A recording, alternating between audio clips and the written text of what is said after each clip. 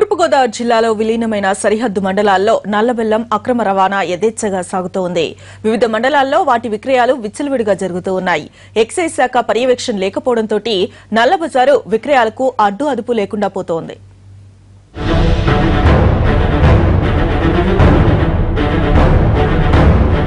తూర్పుగోదావరి జిల్లాలో విలీనమైన కోనవరం, చింతూరు, విఆర్పురం మండలాల్లో నల్లబెల్లం విక్రయాలు విచ్చలవిడిగా సాగుతున్నాయి.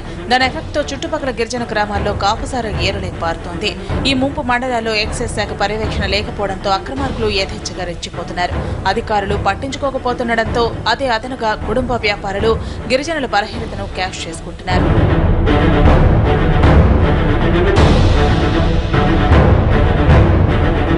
రాజమండ్రి చుట్టుపక్కల నుంచి ఇక్కడకు నల్లబెల్లం దిగుమతి అవుతున్నట్లు చెబుతున్నారు. దానికి స్ఫటిక వంటి రసాయనాలు కలిపి తయారవుతున్న సారాతో ఎముకలు కరిగిపోవడం, కిడ్నీలు పాడవటం వంటి దుష్ఫలితాలు తలెత్తే ప్రమాదం ఉంది. దానికి తోడు నరాల బలహీనతతో ఒళ్లంతా వణికిపోతూ దడవచ్చి టైంకి సారా పడకపోతే ఏం చేస్తున్నారో అర్థం కాకుండా ప్రవర్తిస్తున్నారు మందుబాబులు.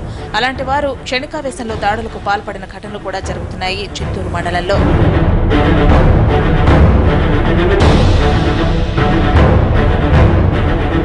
చీప్ గా దొరికే మందవడంతో చాలా మంది దానికి బానిసలవుతున్నారు.